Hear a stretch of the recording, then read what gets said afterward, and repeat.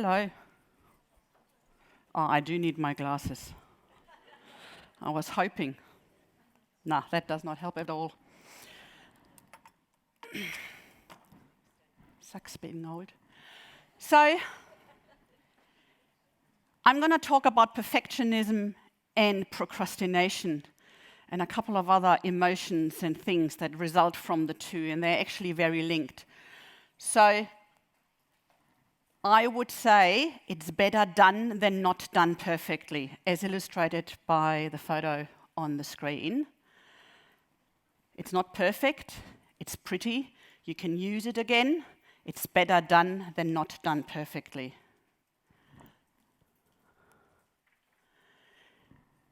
Thinking is easy, acting is difficult, put one's thought into action is the most difficult thing in the world. Perfectionism. So as a professional organizer, the examples will be relating to what I do in my day-to-day life, because I have a lot of clients that are perfectionists, and it is my job to manage the expectations of what they really want. So they want it perfect, and they call a professional organizer and say, you know, I've just seen on Better Homes and Gardens that this spring or this autumn we have lime green throw rugs and matching orange cushions on the couch. And then you walk into the living room, and what they really need to have is to have the dirty laundry off that couch. So it has to be perfect, but you're so far away from it, but you don't even tackle the sort of easy problems. Procrastination. A form of self-regulation, failure, characterized by the irrational delay of tasks despite potentially negative consequences. We know that there will be negative consequences, and we still kind of can't do what we want to do. And because we want it perfect, and we can't, we better not do it at all. As professional organizers, some of us work with people with hoarding disorder, and there's a high proportion of people who have OCD and hoarding disorder. And they don't really feel connected, but they are. I can't do it perfect, I might not do it at all. My pantry is a mess, I'd leave my groceries on the bench top. So they are connected. Perfectionism and procrastination can lead to overwhelm. So we create overwhelm, and again, an example, a colleague of mine, I reached out to my community to get stories together. She was decluttering living room, lovely coffee table. 3 of these legs were carved from the coffee table. She started chatting about that, and the client said, yeah, I did the carving myself. And 1 leg was missing. And the organizer asked, so how long has that been? How long did you have that 1 leg missing? And the client said 36 years. So it has to be perfect, you are procrastinating, it's all overwhelming, you're not doing it at all. And then in that case, it just needed the permission. Talk about it, the permission of, but you could just let it go. You don't need to finish it. And out it went. So sometimes you just need permission to let go.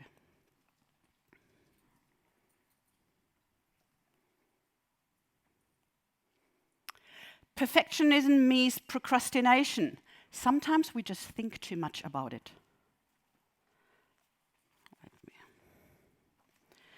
So you want to declutter and get organized, and then you think, where should I start?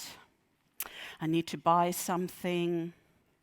Takes you half an hour, your motivation and the time frame is gone, and you got nothing done.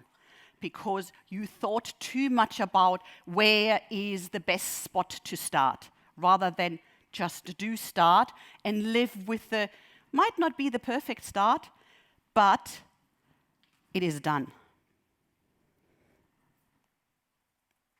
So it is not important where you start, it is important that you start. Some solutions, I by no way say I know it all. I know a bit. You might too. Create routines. So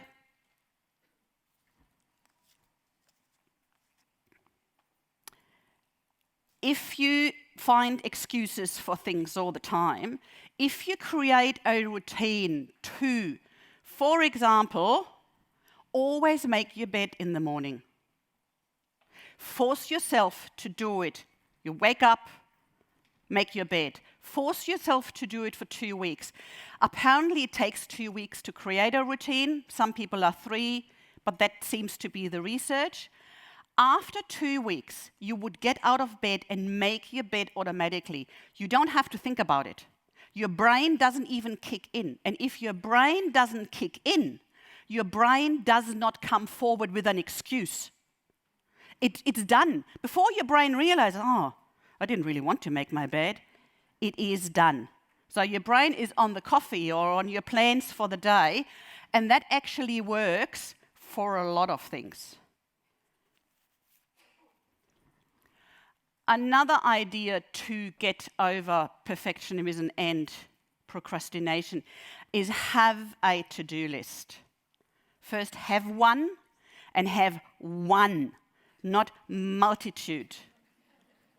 Ideally, you link it to your calendar in some way, because sometimes to-do items need to be done at a certain time or a certain day. And it's good to have that one in one device. And I'm not talking it has to be in the cloud or on your mobile phone. I'm a paper person. Just have one and possibly link it. It will calm your mind because you lose the stress of thinking, I'm forgetting something. You write it down, it's out of your head, and it will calm your mind. You won't forget. And the ticking off with to-do lists is sort of very rewarding. That's why a lot of people have it. And rewards are great things. It's kind of, whether you cross it out or tick it off, that is the reward to having done something. So when it comes to having to-do lists, apparently President Eisenhower used this, and that is called the President Eisenhower Urgent and Important Matrix. Bit of a mouthful. You can Google this. It's not my invention. And we are sorting all our tasks, whether they are urgent or important. So the first one is urgent and, this is not right, urgent and important, not urgent and important. Start thinking with these, whether you know things that kind of would go into that category. Urgent and not important, and not urgent and not important. And we all have things on our to-do list that fit into one of these quadrants. Urgent and important. There's a fire you get out of your house. That's kind of a good example of urgent and important. Crises, deadlines, problems. Pay your credit card, urgent and important. The toilet is blocked, you ring a plumber. Urgent and important. You do it straight away. So urgent and important tasks need to be done. Not urgent, but important. Exercise is not urgent, but it's very important. Relationships, we've heard about that. Not urgent, but important. Study, craft, kind of goes the exercise way. We plan for these. So a real-life example would be, it's not urgent but important that you ring the dentist and make an appointment for a checkup. You don't wait till it is urgent and important. You don't wait for the toothache. So plan for it so it doesn't get to the urgent and important. Urgent and not important. Interruptions. Very often other people's urgent and important are put onto you, but they're not important for you, but they're urgent for the other person. Interruptions, meetings, and visitors. And we try to delegate these. A really good one of urgent and not important is emptying the dishwasher. It is important. It's urgent that it gets emptied because otherwise you don't have a space for your dirty dishes. But you don't have to do it yourself. If there's other people living in your house, trust me, 4-year-olds can unpack a dishwasher. I've tried 3 times. And then there is not urgent and not important. A lot of these things don't even make it onto your to-do list very often. And then you do them anyway, and then you realize, I didn't get anything done of my to-do list. So delete them, like trivia, social media, time wasters. I do workshops with teenagers for study skills, and that's what they do. They go to their room, tell their parents, I'm studying, and they do bugger all, come out there and say, I'm so tired. I've studied for 6 hours, when in reality they didn't. So they just did, not urgent and not important. I don't agree they have to be absolutely deleted because we do check Facebook or mindless web browsing for a reason because our brain needs a rest, but it's good to have it on your to-do list and kind of balance it to make it a healthy to-do list. So these are the 4 quadrants. Get it done. Eat the frog.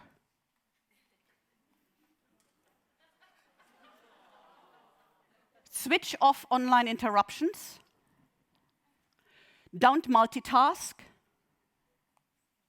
Make appointments with yourself. Multitasking is proven to not work. Someone told me the only multitasking you should do is read the papers on the loo. And making appointments with yourself. You make appointments with other people. People call me, make an appointment, stick to it. They're home, they're prepared to pay money. Do the same for yourself. If the tasks you want to do are that important, that's why I said that to do is a good idea to be linked to your calendar in some way. Break up big tasks into lots of smaller ones. If it looks overwhelming, just do a little bit. There's no rule that you have to declutter and organize your pantry, the whole piece of furniture in one go. Do one shelf and then the next. Choose the right task. This might sound like a bit of an opportunity for an excuse, but if you planned to declutter the pantry cupboard tomorrow and you woke up and your back is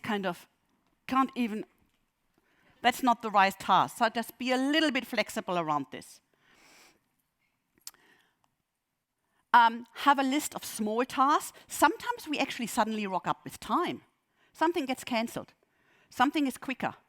It's good to have a list where you without thinking too much, as I said, overwhelmed, don't think too much. You just go to this task and then, I can do this in 5 minutes. And it's off your to-do list, it's off your mind too. Because that's what the to-do list does. It gives us too much happening in our head.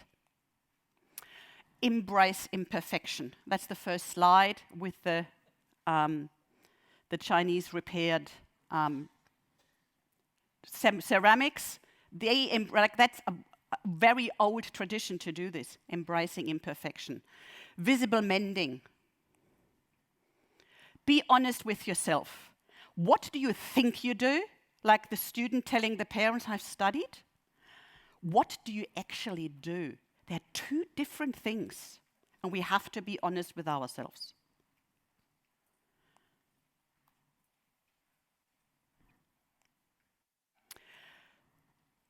And with that honesty actually comes the realization, am I really ready to change? Or pre-contemplation, no intention of changing whatsoever.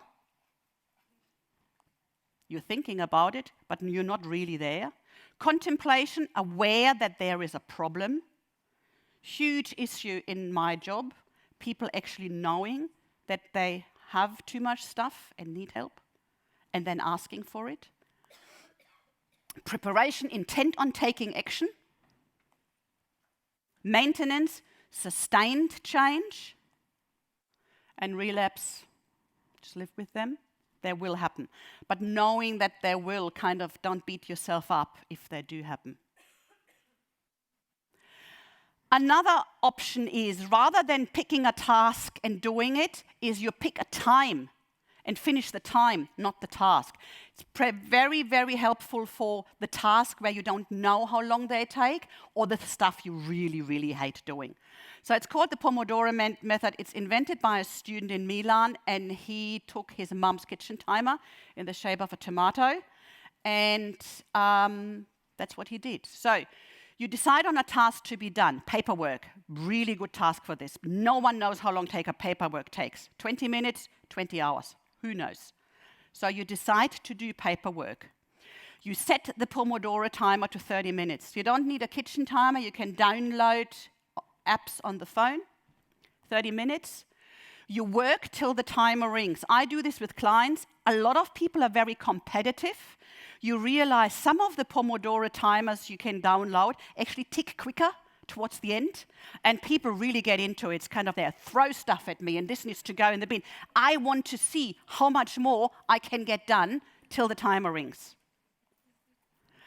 Anyone neurodiverse, switch the ticking off. It's going to drive you bananas. Take a short break. This is kind of set up for learning or office. You do 4 Pomodoros, all with a 5-minute break in between, and then after 4 Pomodoros, you take a longer break, and then the afternoon is just 2 Pomodoros.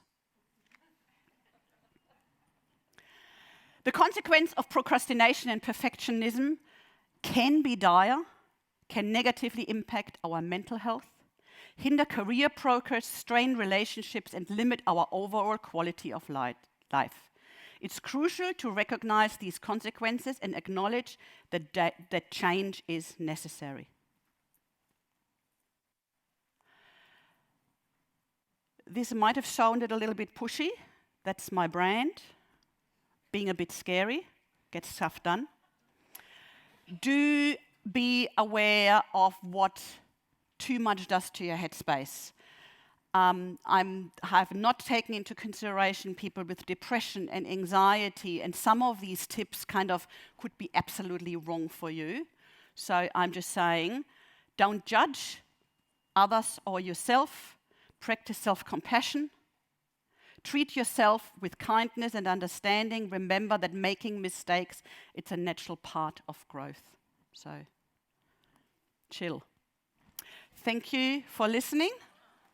I hope you learned something.